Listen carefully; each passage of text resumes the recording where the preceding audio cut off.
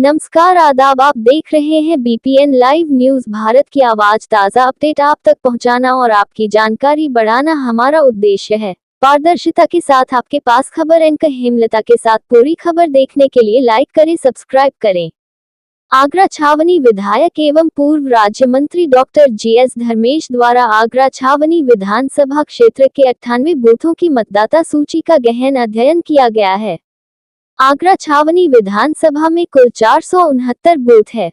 इन 469 बूथों में कुल मतदाता 4,82,942 ही मतदाता सूची में पंजीकृत है, जिसमें से 98 बूथों का डॉक्टर जीएस धर्मेश के द्वारा अध्ययन किया गया।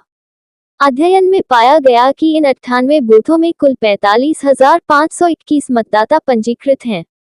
इनमें से लगभग 5,400 महिला मतदाता ऐसी हैं जिनकी आयु 40 से 45 वर्ष के बीच है और उनकी शादी हो चुकी है, किंतु वे अब भी अपने मायके के मतदाता सूची में दर्ज हैं।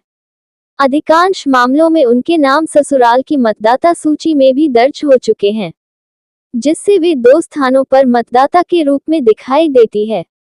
डॉक्टर जीएस धर्मेश ने बताया कि इसके अतिरिक्त लगभग 949 मतदाता ऐसे पाए गए हैं जिनके नाम दोहराए गए हैं या जिनकी डबल एंट्री है, यानी एक ही व्यक्ति का नाम एक से अधिक बूथों पर पंजीकृत है। इस प्रकार शादीशुदा महिलाओं 5,400 और डबल वोटर 949 को मिलाकर कुल 6,349 मतदाता ऐसे हैं जिनके नामों की समीक्षा एवं विलोपन आवश्यक है।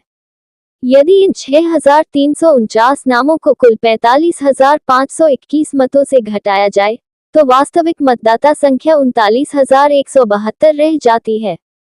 डॉक्टर जीएस धर्मेश ने पत्रकारों से रूबरू होते हुए कहा कि इस अध्ययन से ये भी स्पष्ट होता है कि कुछ बूथों में शादीशुदा महिलाओं एवं डबल वोटरों की संख्या अपेक्षाकृत अधिक है, जबकि कुछ में कम औसतन मतदाता नाम ऐसे हैं जिनकी मतदाता सूची में समीक्षा आवश्यक है।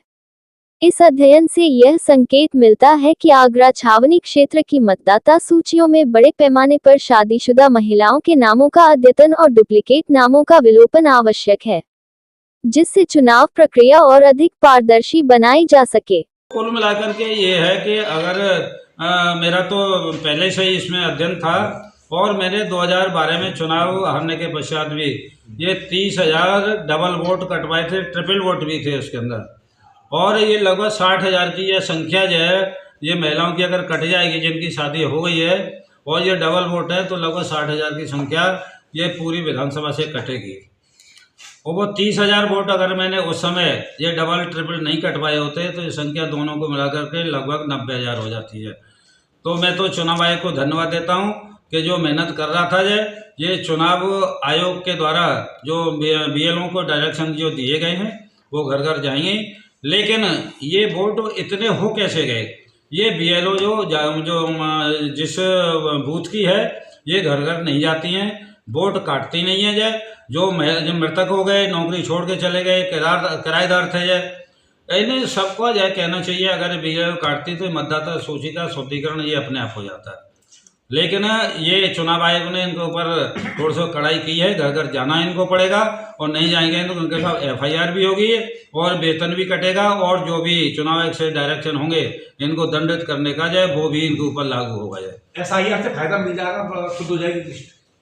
एसआईआर से सबसे ज़्यादा फायदा पूरे देश के अंदर चुनाव आयोग करा रहा है, ये सबसे अच्छी बात है, इसका शुद्धिकरण हो जाएगा। मैं आपको बताना चाहता हूँ, मैंने अभी आधार कार्ड का मैंने देखा था चुनाव आयोग ने कल उसमें जारी किया है कि आधार कार्ड के इसकी जो मतलब कहना चाहिए सेक्शन 9 के उसमें ये लिखा हुआ है कि जो आधार कार्ड है वो किसी के मूल निवास का कोई प्रमाण पत्र वो नहीं है।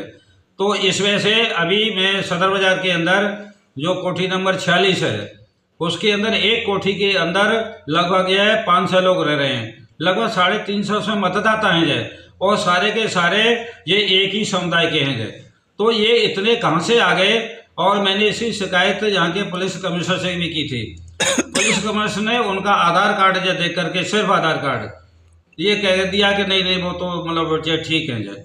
लेकिन आधार कार्ड जो है उसका मूल निवास का जो वो नहीं है, सब ये बाहर से बांग्लादेशी या रोहिंग्या आए हुए हैं। इनको वोट काटने पड़ेंगे, इनको सबूत देना पड़ेगा जो चुनाव आयोग को जो है, तभी उनके वोट उस मतदाता सूची में रहेंगे, अदरवाइज सब वोट जो कटेंगे। ये मेरा आपसे लोगों से ये जो बूथ है विधायक जी, आपने इसके पीछे क्या मानते हैं आप, किसकी लापरवाही अब तक बीएलओ की सबसे मुख्य सबसे मुख्य बीएलओ की है जी। ये काम ये बिल्कुल नहीं करती हैं, न करते हैं जो, और अगर ये करते होते ये सिर्फ जो वो है मतदान केंद्र वहां जाकर के